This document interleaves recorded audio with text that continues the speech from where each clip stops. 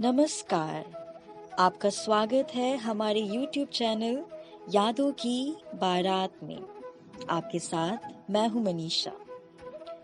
दोस्तों, आज आप सभी के समक्ष हम लेकर आए हैं वीर रस से ओत-प्रोत एक ऐसी कविता जो कि एक बेटे के लहू से लिखी शौर्य गाथा और पिता के बलिदानों की अद्भुत बेला आप सभी के समक्ष प्रस्तुत करेगी।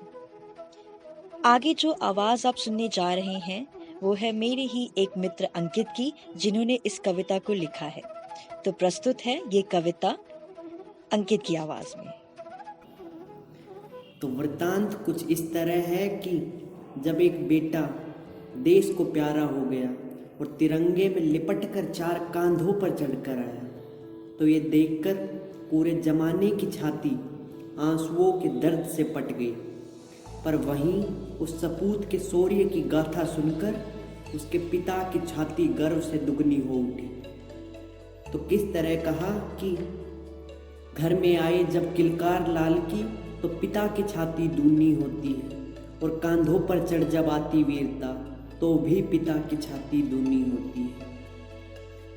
पिता कुछ इस तरह कहता है कि छाती ठोक कर कहता है बाप तेरा, वाह बेटे तूने क्या काम किया, सोनित की हर एक बूंद देश के पौरुष भी झंडे के नाम किया। वो पिता जानता है कि जिस दिन उसका बेटा घर से निकला था, उसी दिन से वो उसका ना होकर केसरिया रंग का हो गया था, और कल तक जो बेटा केवल तिरंगे को प्यारा था, आज वो देश को भी प्यारा हो गया।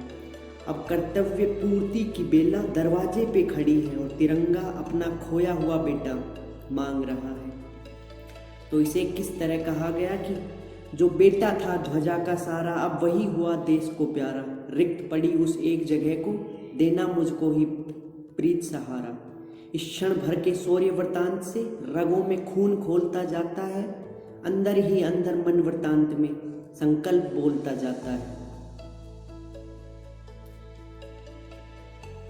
कुछ बात यूं है कि एक बार की बात है जब रणभूमि में लड़ते लड़ते एक वीर का पूरा शरीर घावों से पट गया और जगह जगह से खून के फव्वारे फट पड़े।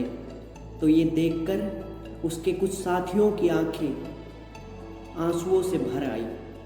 जब उस वीर ने ये देखा तो दहाड़कर बोला कि जब भी मेरी बलिदानी याद आए तो मुझे अश्कों की डोली पर बिठाकर विदा ना करना। इस अपमान को मैं सह ना पाऊंगा और सच कहता हूँ तुम्हारे आंसुओं से मर जाऊंगा। तो वो पिता भी अपने छोटे बेटे को बुलाकर कुछ यूं कहता है कि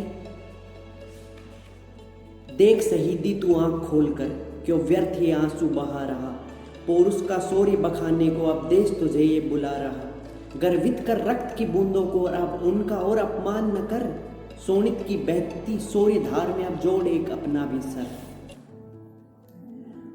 उस दिन रणभूमि में कई लाल देश को प्यारे हुए थे। काफिला मुड़कर जब दूसरे आशियाने की तरफ चल पड़ा तो उसमें अब एक और सिर भी जुड़ गया था। देखकर फिर से उस पिता की छाती दुगनी हो उठी और आंखों को ना बहना था ना वे बही। तो कुछ यूं कहा कि अब चला काफिला दूसरे आसिया, सर उसमें जुड़ा एक और दिखता था, छाती का होता दुगना छोर दिखता था, ना आंसुओं का कोई कोर दिखता था। अंत में जब पिता की उम्र हो चली, फिर भी वो ज़्यादा कुछ कहता नहीं था, पर किसी लिखने वाले ने उसके दर्द को क्या खूब बयां किया कि बचपन में जिन कांधों पर चढ़कर कभी चला उंगली को पकड़कर, अब वही बाप उम्र का हारा ढूंढे है अपनी लाठी का सहारा। धन्यवाद।